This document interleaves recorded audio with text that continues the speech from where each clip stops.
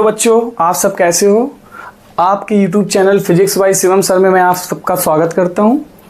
और आज हम लाइट चैप्टर का नेक्स्ट टॉपिक जो रिफ्रैक्शन ऑफ लाइट है और उसके जो रूल्स हैं, और इसमें एक बहुत ही इंपॉर्टेंट टॉपिक है जिसका नाम है स्नेल्स लॉ। लोगों को अच्छे से एक्सप्लेन करूंगा। बेटा जो भी आपको डाउट हो आप कमेंट सेक्शन में कमेंट करें और लाइक शेयर एंड सब्सक्राइब करें, ठीक है। तो चलो वीडियो स्टार्ट करते हैं। सबसे पहले हमें पता करना होगा कि इसमें दो मीडियम होते हैं। किसमें कितने मीडियम होते हैं? इसमें दो मीडियम होते हैं। एक होता है रेयरर मीडियम और एक होता है डेंसर मीडियम। कैसा मीडियम होता है? एक रेयरर मीडियम, एक डेंसर। रेयर मतलब जिसकी डेंसिटी कम हो और डेंसर मीडियम जिसकी डेंसिटी ज़्यादा हो। मतलब वो डिपेंड करेगा कंडीशन के हिसाब से। जैसे सपोज करो हमने यहाँ पर एयर ले ली। क्या ले ली? एयर ले ली और एक ग्लास ले लिया। तो एयर के रिस्पेक्ट में जो एयर है, एयर के रिस्पेक्ट में जो ग्लास है वो कैसा है? डेंसर है। कैसा है वो? डेंसर है। कैसा है? डेंसर है। और ग्लास के रिस्पेक्ट में जो एयर है वो कैसी है? वो रेयरर मीडियम है। कैसा है वो? रेयरर मीडियम है। क्लियर है बात कि एयर के रिस्पेक्ट में जो ग्लास है वो डेंसर मीडियम है और ग्लास के रिस्पेक्ट में जो एयर है वो रेयरर मीडियम है। It's depends on the density of object. And अगर हम बात करें दूसरी चीज की कि ग्लास ले लें और सेकंड मीडियम क्या ले लें? वाटर ले लें। तो देखो जरा इसमें किसकी डेंसिटी ज्यादा है? ग्लास की डेंसिटी। तो ग्लास कैसा हो गया? ग्लास इसमें डेंसर हो गया। और वाटर कैसा हो गया? रेयरर मीडियम हो गया। कैसा हो गया? रेयरर। ग्लास कैसा हो गया? डेंसर हो गया और रेयरर हो गया। ठीक है। तो इसमें बहुत सारे ऑब्जेक्ट लिए जाते हैं। उस ऑब्जेक्ट को हम लोग अच्छे से कंसीडर करते हैं कि कौन सा मीडियम है। उसके बेस पे हम लोग रिफ्रैक्शन ऑफ लाइट के टॉपिक को अच्छे से पढ़ते हैं। तो अब हम लोग डिस्कस करने वाले हैं कि रिफ्रैक्शन ऑफ लाइट होता क्या है। ठीक है। तो रिफ्रैक्शन ऑफ लाइट के लिए सबसे पहले हम लोग आपको उसके बारे में बताएंगे।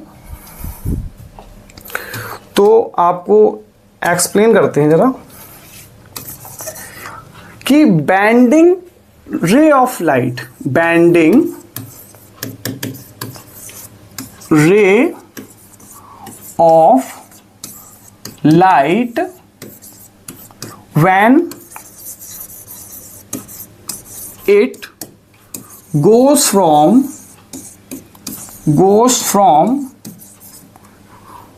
one transparent medium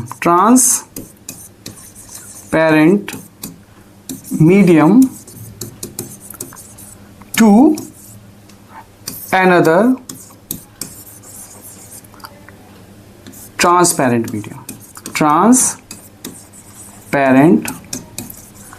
medium। मतलब जब भी कोई रे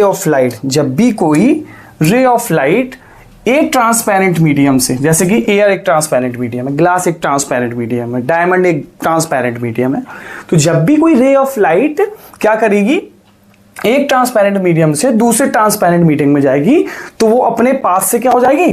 डाइवर्ट हो जाएगी। क्या हो जाएगी? डाइवर्ट। तो आप देख सकते हो यहाँ पे एक लाइट है, इसको हम बोलेंगे इंसिडेंट रे। जो भी लाइट किसी भी सरफेस पे स्ट्राइक करती डायरेक्ट उसको बोला जाता है क्या? Incident ray.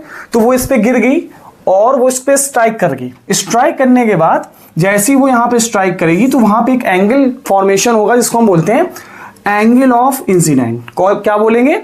Angle of incidence. दूसरी क्या है? अब ये लाइट क्या हो रहा है? एयर से ग्लास में जा रही है। एयर से ग्लास में जा रही है। उसके लिए क्या होगा कि जब भी लाइट क्या होगी? रेयरर मीडियम से डेंसर में जाएगी तो वो अपने क्या करेगी? अपने पास से डाइवर्ट होगी। मतलब वो नॉर्मल की तरफ, यहां पे ये लाइन दिख रही है इसको नॉर्मल बोलते हैं। इस नॉर्मल का नाम है n1, इसको हमने कंसीडर किया n2। तो देखिए ये वाली रे ऑफ लाइट जैसी अंदर गई, इसको कैसे जाना चाहिए था? वैसे डॉटेड फॉर्म वाली लाइन दिख रही ऐसे जाना चाहिए था, बट स्ट्रेट ना जाके क्या होगी?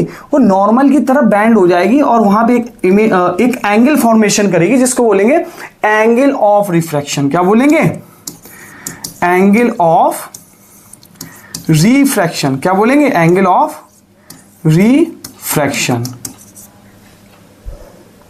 ठीक। और इसको बोलेंगे angle of incidence. Angle of incident. इसी प्रोसेस को बोला जाता है रिफ्रैक्शन ऑफ लाइट। जब कोई रे ऑफ लाइट एक ट्रांसपेरेंट मीडियम से दूसरे ट्रांसपेरेंट मीडियम में जाती है तो वो क्या करती है, अपने ओरिजिनल पाथ से डाइवर्ट हो जाती है। अब वो डिपेंड करता है उसकी दो कंडीशन में, तो उसको भी हम देखते हैं क्या कैसे करता है। ठीक है,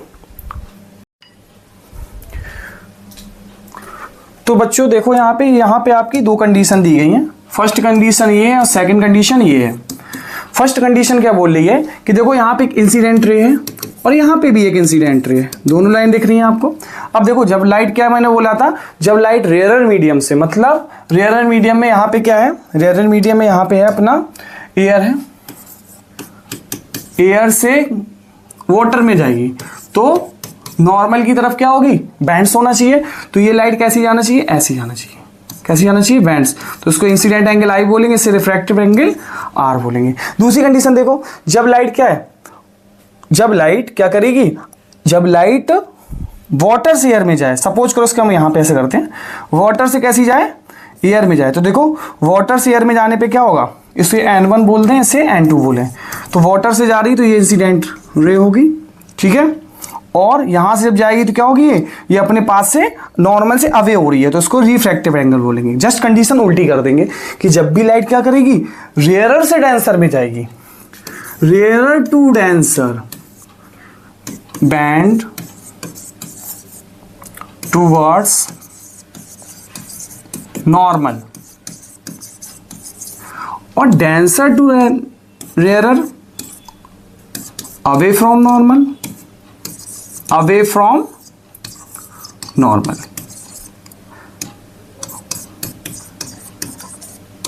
इसकी बेटा ये दो कंडीशन है, उसके बेस पे इसके कुछ रूल हैं। इसके दो रूल होते हैं, रिफ्रैक्शन ऑफ लाइट के दो रूल होते हैं। दोनों रूल आपको बताते हैं कि पहला रूल क्या है और सेकंड रूल क्या है। और सेकंड रूल तो आपका बहुत ही इंपॉर्टेंट रूल है और बोर्ड्स एग्जामिनेशन में बहुत ही इंपॉर्टेंट है, हर साल मोस्टली आया है वो, और मे बी हर साल आता है, इस साल भी आने के चांस हैं क्योंकि स्नेल्स लॉ उसका नेम है। और उसको बोर्ड्स में हर पेपर में कहीं ना कहीं कोई मेथड के तरीके से उसको रिप्रेजेंट किया जाता है, या न्यूमेरिकल की फॉर्म में या उसको डेरिवेशन की फॉर्म में। तो बच्चों इसका फर्स्ट रूल देखते हैं। फर्स्ट रूल में क्या है, देखो यहां पे एक लाइट जा रही है, सेम फिगर रहेगा, कोई प्रॉब्लम नहीं है। तो यहां पे क्या है, इंसिडेंट रे है, ये इंसिडेंट रे, ये नॉर्मल और ये रिफ्रैक्टेड रे। तो देखिए यहां पे क्या करते हैं, क्या लिख सकते हैं, incident ray, incident ray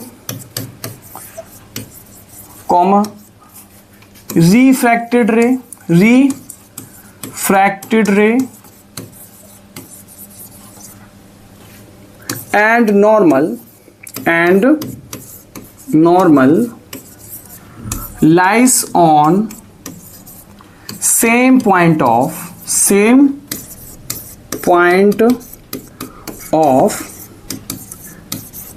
incident, same point of incident.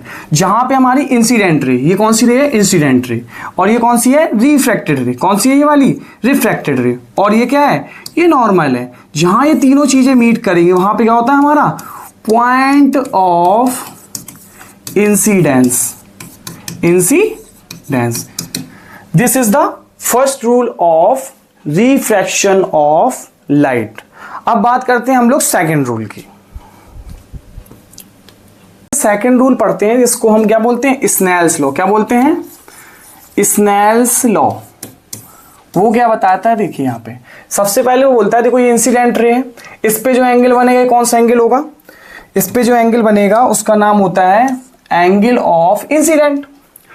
और ये कौन सा है, ये अपनी रिफ्लेक्टेड है, इस पे जो एंगल आर होगा वो क्या होगा, एंगल ऑफ रिफ्रैक्शन। तो इसमें क्या है, दोनों के एंगल डिफरेंट रहते हैं। आपको हमने बताया था रिफ्लेक्शन ऑफ लाइट में जो लाइट स्ट्राइक करती है, इंसिडेंट रे और रिफ्लेक्टेड रे, दोनों कैसे होते थे, एंगल सेम रहते थे। बट इसमें क्या है कि इसमें दोनों एंगल डिफरेंट रहेंगे क्योंकि मीडियम चेंज हो रहे हैं, जिस वजह से मीडियम एंगल पे डिपेंड करता है और उसकी बेस पे क्या होगा, इनके एंगल चेंज रहेंगे। तो हम इसका रूल क्या लिख सकते हैं, रेशियो ऑफ, क्या लिख सकते हैं, रेशियो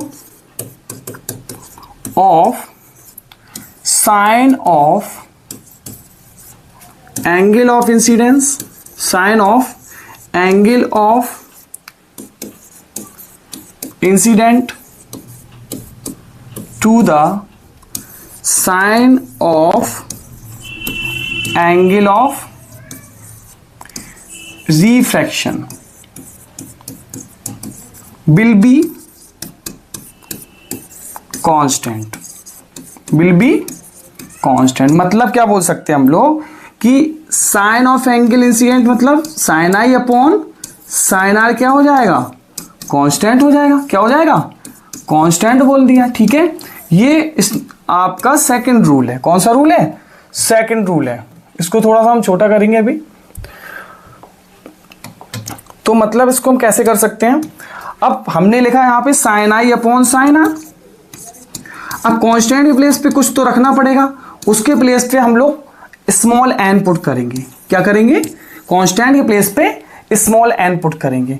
एक्चुअली में 12th में क्या होता है, एन की जगह पे म्यू पुट किया था। क्या किया था, बट अभी हम लोग 10th में, तो 10th में हम लोग किसका यूज करेंगे, स्मॉल एन का।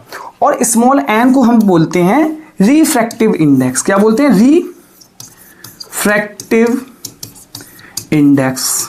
क्या बोलते हैं, रिफ्रैक्टिव इंडेक्स। अब रिफ्रैक्टिव इंडेक्स क्या होता है कि स्नेल्स लॉ में जो incident angle sine of incidence angle है और साइन ऑफ रिफ्रैक्टिव एंगल है, दोनों के रेशियो को क्या बोलते हैं, रिफ्रैक्टिव इंडेक्स। क्या बोलते हैं, रिफ्रैक्टिव इंडेक्स।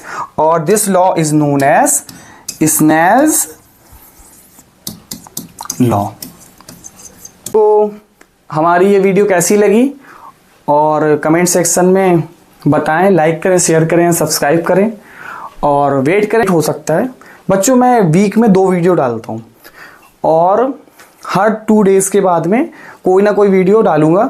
और नेक्स्ट वीडियो के आगे के टॉपिक रिफ्रैक्टिव इंडेक्स के टाइप्स के बारे में डालूंगा, जिसमें एब्सोल्यूट रिफ्रैक्टिव इंडेक्स और रिलेटिव रिफ्रैक्टिव इंडेक्स को एक्सप्लेन करूंगा। तो thank you for watching my YouTube channel physics bye Shivam sir. Okay, मिलते हैं फिर अगली वीडियो में।